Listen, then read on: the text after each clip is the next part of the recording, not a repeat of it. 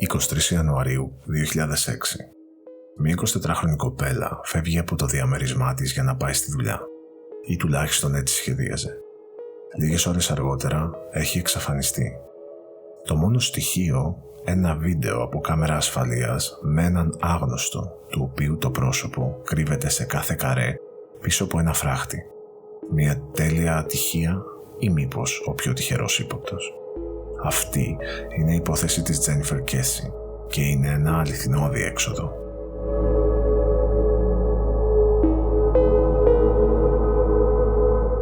Η Τζένιφερ Κέσι ήταν μια νέα, δυναμική γυναίκα. Στα 24 της χρόνια είχε ήδη καταφέρει πολλά. Είχε αποφοιτήσει από το πανεπιστήμιο, είχε βρει μια σταθερή δουλειά στον τομέα των οικονομικών και μόλις είχε αγοράσει το πρώτο της διαμέρισμα, στο Ορλάντο της Φλόριντα. Η ζωή της έμοιασε να πηγαίνει από το καλό στο καλύτερο. Μάλιστα, μόλις είχε επιστρέψει από ένα διήμερο ταξίδι αναψυχής με τον σύντροφό της. Η σχέση τους ήταν εξ αποστάσεως, εκείνος ζούσε σε άλλη πολιτεία, αλλά είχαν μια σταθερή επικοινωνία και κοινά σχέδια για το μέλλον. Τίποτα δεν έδειχνε ότι κάτι την απασχολούσε, ή μήπως όχι. Η Τζένιφερ είχε εκφράσει ανησυχίες στους γονείς της για την ατμόσφαιρα στο συγκρότημα κατοικιών στο οποίο ζούσε. Αν και το διαμέρισμα ήταν καινούριο, οι εργασίες στους κοινόχρηστους χώρους συνέχιζαν και πολλοί από τους εργάτες την κοιτούσαν επίμονα ή έκαναν άσημνες χειροτομίες. Είχε δηλώσει ότι ένιωθε άβολα και παρόλο που ήταν δυναμική και προσεκτική, αυτό την ανησυχούσε. Το πρωί της Τρίτης, 24 Ιανουαρίου 2006, η Τζένιφερ έπρεπε να πάει στη δουλειά της. Την προηγούμενη μέρα είχε επιστρέψει από το ταξίδι της και είχε περάσει το βράδυ μιλώντας με τον σύντροφό της στο τηλέφωνο. Ήταν ήρεμη, φυσιολογική. Τίποτα δεν πρόδιδε ότι θα συμβεί κάτι ασυνήθιστο. Κι όμως, το πρωί εκείνο εξαφανίστηκε. Δεν πήγε ποτέ στο γραφείο της. Η Τζένιφερ ήταν εξαιρετικά συνεπής. Όταν δεν εμφανίστηκε, οι συνάδελφοί της ανησύχησαν και επικοινώνησαν αμέσως με την οικογένειά της. Οι γονείς της προσπάθησαν να την καλέσουν στο κινητό, χωρίς επιτυχία. Έτσι, αποφάσισαν να πάνε στο διαμέρισμά της, διανύοντας μία απόσταση περίπου 2 ώρων με το αυτοκίνητο. Στο μεταξύ, κάλεσαν τον επιστάτη του συγκροτήματος όπου έμενε η Τζένιφερ και του ζητήσαν να μπει στο διαμέρισμα, καθώς είχε αντικλείδι. Εκείνος ανέφερε ότι δεν υπήρχε κάτι περίεργο στο διαμέρισμα, ενώ είπε ότι το αυτοκίνητο της έλειπε. Όταν έφτασαν εκεί, διαπίστωσαν ότι τα πράγματα της Τζένιφερ ήταν όλα στη θέση τους και ότι υπήρχαν ενδείξεις ότι η Τζένιφερ ήταν στο σπίτι νωρίτερα εκείνο το πρωί. Η καφετιέρα είχε χρησιμοποιηθεί, υπήρχαν ρούχα στο κρεβάτι και οι πετσέτες ήταν ακόμα βρεγμένες, σαν να είχε μόλις κάνει ντους και ετοιμαζόταν να φύγει για τη δουλειά. Δεν υπήρχε ίχνος παραβίασης. Η οικογένεια ειδοποίησε άμεσα την αστυνομία. Αρχικά, οι αρχές φάνηκαν απρόθυμες να κινητοποιηθούν, θεωρώντας ότι έφυγε με δική της θέληση και ότι θα εμφανιστεί σύντομα. Αλλά οι γονείς της επέμειναν. Η Τζένιφερ δεν θα εξαφανιζόταν ποτέ έτσι. Και δυστυχώς είχαν δίκιο. Μέσα σε λίγες μέρες, η υπόθεση έγινε γνωστή στα τοπικά και εθνικά μέσα μαζικής ενημέρωσης. Χιλιάδες αφίσες, αναρτήσεις και εθελοντές στους δρόμους. Όμως η Τζένιφερ παρέμενε άφαντη. Μια σημαντική εξέλιξη ήρθε 2 μέρες μετά, στις 26 Ιανουαρίου, όταν ένας κάτοικος σε κοντινό συγκρότημα κατοικιών κάλεσε την αστυνομία για να δηλώσει ότι είχε την εντύπωση πως ένα μαύρο αυτοκίνητο μάρκας Chevrolet Malibu, παρόμοιο με εκείνο που είχε αναφερθεί στα μέσα ενημέρωσης, ήταν παρκαρισμένο έξω από το κτίριό του. Πράγματι, όταν οι αστυνομικοί έφτασαν στο σημείο, επιβεβαίωσαν ότι πρόκειται για το αυτοκίνητο της Τζένιφερ. Οι ερευνητές άρχισαν να ψάχνουν κάμερες ασφαλείας στην ευρύτερη περιοχή και τελικά εντόπισαν 2 που είχαν καταγράψει κάτι πολύ σημαντικό. Το αυτοκίνητο της Τζένιφερ φαίνεται να φτάνει στο σημείο και να παρκάρει την ίδια μέρα όπου η Τζένιφερ εξαφανίστηκε. 30 δευτερόλεπτα μετά, μια άγνωστη φιγούρα βγαίνει από αυτό και απομακρύνεται ήρεμα και με σταθερό βήμα. Δυστυχώς, η κάμερα ασφαλείας είχε ρυθμιστεί να τραβάει βίντεο με 1 καρέ κάθε 3 δευτερόλεπτα και ο άγνωστος αυτός στάθηκε τόσο τυχερός που σε κάθε καρέ το πρόσωπό του κρυβόταν πίσω από τα κάθετα κάγκελα της περίφραξης. Η εικόνα είναι εξαιρετικά θολή και η ταυτοποίηση αδύνατη. Η αστυνομία υπολόγισε το ύψος του μεταξύ 1,60 και 1,65, αλλά δεν κατάφερε να επιβεβαιώσει αν πρόκειται για άντρα ή γυναίκα, ακόμη και μετά τη βοήθεια της NASA. Εγώ προσωπικά πιστεύω ότι πρόκειται για άντρα, έτσι όπως φαίνεται στο βίντεο, έστω και ελάχιστα. Ήταν ψύχρεμος, δεν κοίταξε πίσω, δεν έτρεξε. Φαινόταν να ξέρει ακριβώς τι έκανε. Ένα στοιχείο που προκαλεί ενδιαφέρον είναι πως το άτομο αυτό φαίνεται να φοράει ρούχα ή κάποιο είδους ενδυμασία που κάποιοι την περιέγραψαν ως φόρμα εργασίας, ενώ άλλοι ως ρούχα του γκολφ. Ποιος δεν ήταν αυτός ο περίεργος τύπος?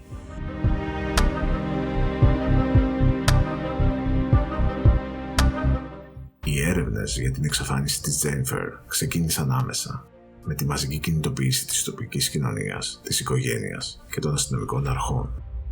Οι αρχές απέλυσαν τον σύντροφο της Τζένιφερ ως ύποπτο, όχι μόνο επειδή συνεργάστηκε πλήρως με την αστυνομία και συμμετείχε ενεργά στις έρευνες, αλλά επειδή ζούσε σχεδόν 300 χιλιόμετρα μακριά από το Ορλάντο.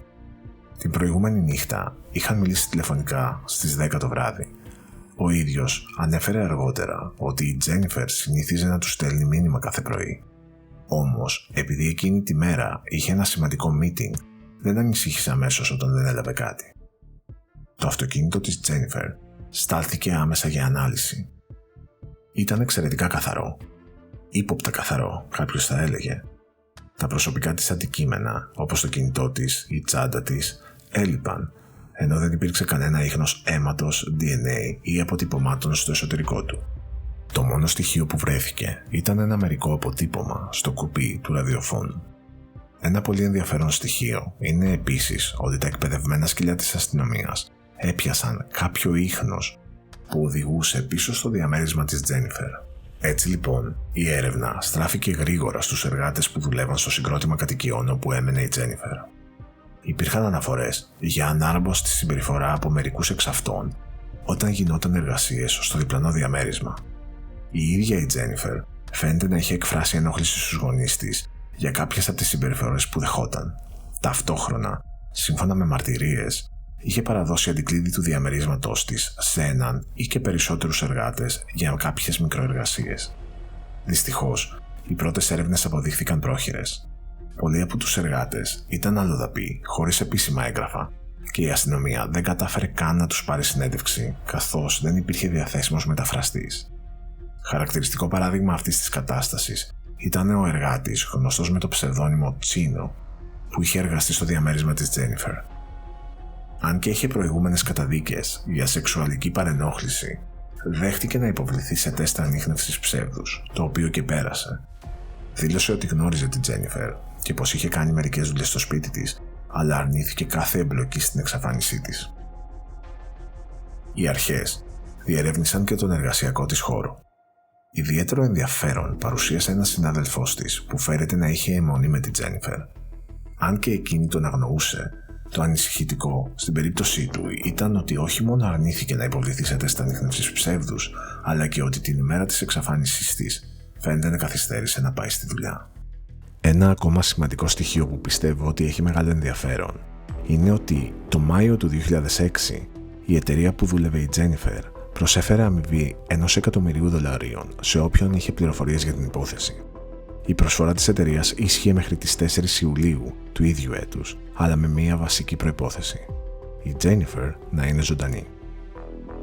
Κάπου εδώ η έρευνα χωρίζεται σε δύο φάσεις. Η πρώτη περίοδος, που κράτησε αρκετά χρόνια, χαρακτηρίστηκε από στασιμότητα και περιορισμένα αποτελέσματα, γεγονός που προκάλεσε τη δυσαρέσκεια της οικογένειας της Τζένιφερ. Το 2018, η οικογένειά της αποφάσισε να κινηθεί νομικά εναντίον της αστυνομίας του Ορλάντο, απαιτώντας την πλήρη πρόσβαση στο φάκελο της υπόθεσης, κάτι σχεδόν πρωτοφανές για τις ΗΠΑ. Τελικά, κατάφεραν να εξασφαλίσουν χιλιάδες σελίδες εγγράφων και δεκάδες ώρες βίντεο, με τη συμφωνία ότι από εκείνο το σημείο και μετά η αστυνομία του Ορλάντο δεν θα είχε καμία περαιτέρω ανάμειξη στην υπόθεση. Η οικογένεια συγκρότησε μια ιδιωτική ερευνητική ομάδα που αποτελούταν από πρώην detective, ειδικούς στην ανάλυση στοιχείων και άλλους επαγγελματίες. Οι νέες έρευνες συνεχίζονται μέχρι σήμερα. Αν και δεν έχει βρεθεί ακόμα τι ακριβώς συνέβη στη Τζένιφερ, έχουν προκύψει σημαντικά ευρήματα. Για παράδειγμα, όταν η οικογένεια μελέτησε το φωτογραφικό υλικό, εντόπισε στο καπό του αυτοκινήτου της Τζένιφερ σημάδια που έμοιαζαν με ένδειξη πάλης, κάτι που φαίνεται να είχε περάσει απαρατήρητο από την αρχική ομάδα έρευνων. Παράλληλα, προέκυψε μαρτυρία ότι εκείνες τις μέρες κάποιοι εργάτες μετέφεραν μία μοκέτα τυλιγμένη σε ρολό και την πέταξαν σε κοντινή λίμνη. Η λίμνη ερευνήθηκε εκ νέου, χωρίς όμως να εντοπιστούν ευρήματα. Ωστόσο, η οικογένεια και η νέα ερευνητική ομάδα θεωρούν την πληροφορία αυτή αξιόπιστη και συνεχίζουν την πίεση για να μην εγκαταλειφθεί καμία πιθανή διαδρομή. Και κάπου εκεί ξεκινούν οι θεωρίες.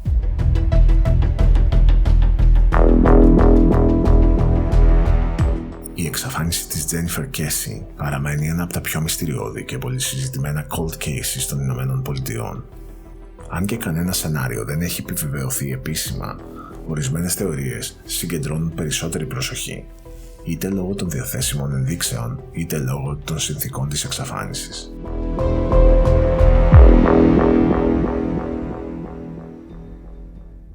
Από τα πρώτα και πιο πιθανά σενάρια είναι ότι η Τζένιφερ έπεσε θύμα κάποιου εργάτη που εργαζόταν στο συγκρότημα. Όπως αναφέρθηκε, εκείνη την περίοδο το κτίριο ήταν ακόμα υπό ανακαίνιση και πολλοί από τους εργάτες ήταν χωρίς χαρτιά, άγνωστοι στις αρχές, ενώ υπήρχαν καταγγελίες για ενοχλητική ή ακόμα και απειλητική συμπεριφορά. Η Τζένιφερ, σύμφωνα με τους γονείς της, είχε εκφράσει δυσφορία για το πώς την κοίταζαν ή της μιλούσαν.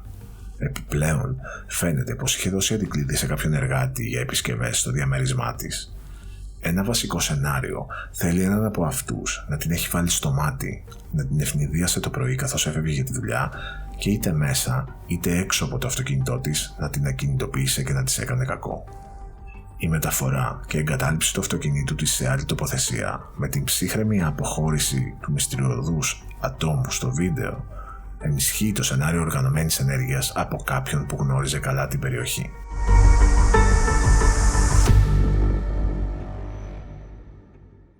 Ένα ακόμη σενάριο που έχει προταθεί είναι ίσως ότι η Τζένιφερ έπεσε θύμα απαγωγής από κύκλωμα τράφικινγκ. Η Φλόριντα θεωρείται hot spot για τέτοια δίκτυα λόγω της γεωγραφικής θέσης που έχει και της τουριστικής ροής. Η Τζένιφερ ήταν νεαρή, όμορφη και έμενε μόνη της σε μια περιοχή υποκατασκευή χωρίς πολλούς γείτονες. Το γεγονός ότι εξαφανίστηκε χωρίς ίχνος, χωρίς καμία χρήση κινητού, κάρτας ή άλλης ψηφιακής δραστηριότητας ενισχύει την πιθανότητα ότι μεταφέρθηκε γρήγορα και συντονισμένα. Οι υποστηρικτές αυτής της θεωρίας πιστεύουν ότι η ψυχραιμία του ατόμου στο βίντεο δεν οφείλεται σε κάποια οικειότητα με την περιοχή, αλλά σε επαγγελματία κακοποιό. Το πρόβλημα με αυτή τη θεωρία είναι ότι δεν υπήρχε λόγος να επιστραφεί το αυτοκίνητο σε κοντινή περιοχή. Η όλη προσπάθεια θα στόχευε στην απαγωγή της Τζένιφερ και όχι στο τι θα έμενε πίσω. Επίσης, αν η Τζένιφερ ήταν ζωντανή, με την πάροδο του χρόνου και την εξέλιξη της τεχνολογίας, πιστεύω ότι κάποια ευκαιρία θα είχε βρει να επικοινωνήσει με την οικογένειά της.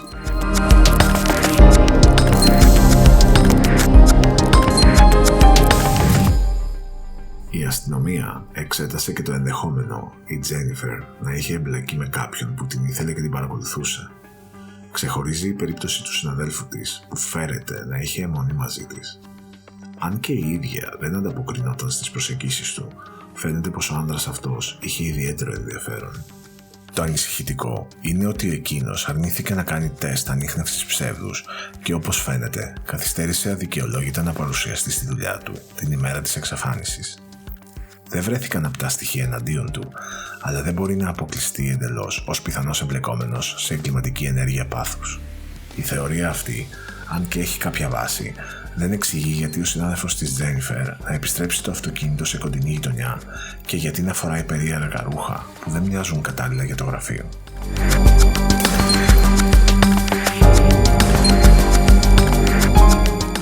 Μία άλλη θεωρία είναι πως η Τζένιφερ έπεσε θύμα εγκληματικής ενέργειας χωρίς να στοχοποιηθεί εκ των προτέρων. Ίσως κάποιος παραμόνευε κοντά στο συγκρότημα ή την ακολούθησε καθώς έβγαινε από το σπίτι της το πρωί της εξαφάνισης. Ίσως πρόκειται για απόπειρα ληστείας που εξελίχθηκε άσχημα ή για κάποιον που ενήργησε παρορμητικά, χωρίς σχέδιο.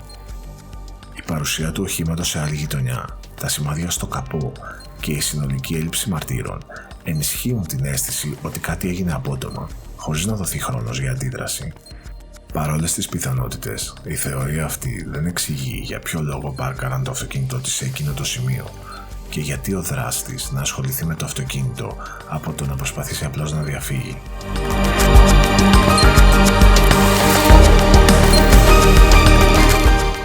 Αν έπρεπε να επιλέξω το πιο πιστικό σενάριο, θα επικεντρωνόμουν σε ένα όνομα: Τσίνο. Ο Τσίνο, όπως αναφέρθηκε, ήταν ένας από τους εργάτες που δούλευαν στο συγκρότημα κατοικιών της Τζένιφερ, με προηγούμενες καταδίκες, γνωστό ιστορικό βίας και σύμφωνα με κάποιες μαρτυρίες, ανάρμοστη συμπεριφορά. Παρότι πέρασε το τεστ ανιχνεύσης ψεύδους, αυτό από μόνο του δεν λέει πολλά, ειδικά αν κάποιος είναι εξοικειωμένος με την παραπλάνηση ή έχει ψυχοπαθητικά χαρακτηριστικά. Η Τζένιφερ έμενε μόνη της σε ένα ημιτελές κτίριο γεμάτο εργάτες, κυρίως άντρες, πολλοί εκ των οποίων ήταν από χώρες της Λατινικής Αμερικής χωρίς επίσημα έγγραφα ούτε καταγραφή από τις αρχές. Ο Τσίνο φαίνεται να είχε το ρόλο του παλιού. Γνώριζε πρόσωπα και καταστάσεις. Είναι εύλογο λοιπόν να υποθέσουμε ότι την πρόσεξε. Ίσως την ήθελε και κάποια στιγμή αποφάσισε να δράσει, ίσως με τη βοήθεια ενός ή και περισσότερων της παρέας. Γιατί μιλάμε για συνεργασία? Το άτομο στο βίντεο ασφαλείας που αφήνει το αυτοκίνητο της Τζένιφερ δεν ταιριάζει με το ύψος του Τσίνο, αλλά φοράει ρούχα που κατά τη γνώμη μου παραπέμπουν σε εργασία. Ίσως φόρμα και καπέλο που θυμίζει εργοτάξιο, όχι στιλιστική επιλογή ή γκολφ. Ενώ κάποιοι υποστηρίζουν ότι όλη η συμπεριφορά του δείχνει ψυχραιμία και εμπειρία, σαν να ξέρει που πηγαίνει, επειδή δεν κοιτάει πίσω ή δεν αφήνει ίχνη, εγώ πιστεύω ότι αυτό είναι απλά μια εικασία. Το βίντεο καταγράφει με πολύ αργό ρυθμό και είναι αδύνατο να ξέρουμε εάν το άτομο αυτό κοίταξε πίσω ή αν φαινόταν πανικόβλητο. Ταυτόχρονα, το σκυλί της αστυνομίας εντόπισε ίχνη από το αυτοκίνητο πίσω στο συγκρότημα που έμενε η Τζένιφερ. Ίσως να ήταν ο συνεργός του Τσίνο, που ανέλαβε την μετακίνηση του αυτοκινήτου για να καθυστερήσει τις έρευνες ή να καλύψει τον πραγματικό χώρο του εγκλήματος. Άλλωστε, αν ό,τι έγινε εκτός αυτοκινήτου, δεν θα υπήρχαν και πολλά στοιχεία. Τα 30 δευτερόλεπτα που αυτό το άτομο έμεινε μες στο αυτοκίνητο ίσως ήταν αρκετά για να σβηστεί κάθε ίχνος. Το περίφημο ρολό μοκέτας που πετάχτηκε στη λίμνη κοντά στο εργοτάξιο μπορεί να είναι είτε προσπάθεια παραπλάνησης είτε ένα πραγματικό γεγονός που απλά οι έρευνες δεν απέδωσαν καρπούς μετά από τόσα χρόνια. Το σώμα της Τζένιφερ ίσως δεν βρέθηκε ποτέ γιατί οι εργάτες ήξεραν καλά την περιοχή. Δούλευαν οργανωμένα, με υλικά και φορτηγά, είχαν χώρο και χρόνο και μέθοδο να εξαφανίσουν κάθε ίχνος. Ίσως το σώμα της Τζένιφερ να μεταφέρθηκε σε σημείο που σήμερα είναι δύσκολο ή αδύνατο να εντοπιστεί. Το κυριότερο, το $1 εκατομμύριο που προσέφερε η εταιρεία της Τζένιφερ ήταν ένα τεράστιο ποσό για να μην το διεκδικήσει κάποιος που μπορεί να είχε πληροφορίες για την ίδια. Δυστυχώς όμως, το γεγονός ότι δεν έφερε αποτέλεσμα αυτή η προσφορά ίσως να οφείλεται στο ότι η Τζένιφερ δεν ήταν ζωντανή. Θεωρώ λοιπόν ότι πρόκειται για μια οργανωμένη εγκληματική πράξη με πρωταγωνιστή τον Τσίνο ή κάποιον από την ίδια ομάδα, αλλά και ότι αυτή η υπόθεση καλύφθηκε πρόχειρα από την αρχή, επειδή δεν υπήρχε τρόπος να εντοπιστούν και να ταυτοποιηθούν όλοι όσοι δούλευαν εκεί και επειδή η αστυνομία δεν έκανε τη δουλειά της σωστά. Η ψυχρή, καθαρή εκτέλεση, η απουσία μαρτύρων, η γρήγορη μετακίνηση του οχήματος, όλα δείχνουν ένα δράστη ή μια ομάδα με σχέδιο και γνώση. Δεν ήταν έγκλημα πάθους, ήταν εγκληματική πράξη με οργανωμένη συγκάλυψη. Και ο Τσίνο, για μένα, βρίσκεται στην καρδιά της. Η εξαφάνιση της Τζένιφερ Κέσι δεν είναι απλώς άλλη μια άλυτη υπόθεση. Είναι μια ιστορία χαμένης εμπιστοσύνης, ανεπαρκούς έρευνας και βαθιάς αδικίας. Μια νέα γυναίκα εξαφανίστηκε κάτω από τη μύτη όλων, στο ίδιο της το σπίτι. Και σχεδόν 20 χρόνια μετά δεν έχουμε ακόμα απαντήσεις. Το χειρότερο ίσως είναι ότι οι υπεύθυνοι να βρίσκονται εκεί έξω, ίσως να περνούν απαρατήρητοι, προστατευμένοι από την αδράνεια, την αμέλεια ή και την αδιαφορία του συστήματος. Αν και οι νέες έρευνες έριξαν φως σε παραλήψεις, ακόμα δεν έχουν φτάσει στην αλήθεια. Και αν δεν μιλήσει κάποιος, αυτή η υπόθεση ίσως μείνει για πάντα στο σκοτάδι. Αν σας άρεσε αυτό το επεισόδιο, κάντε like και εγγραφείτε στο κανάλι για περισσότερες ιστορίες μυστηρίων από το Dead End. Μέχρι την επόμενη φορά, μείνετε ασφαλείς και να θυμάστε, πίσω από κάθε εξαφάνιση υπάρχει πάντα μια ιστορία που περιμένει να υποθεί.